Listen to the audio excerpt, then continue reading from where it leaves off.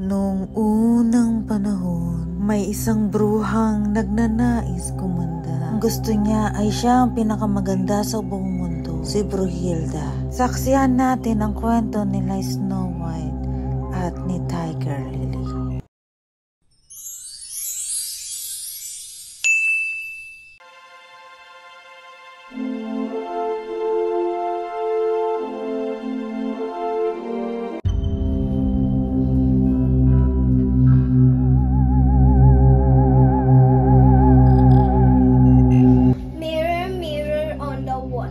Sino dito ang pinakamaganda sa buong mundo?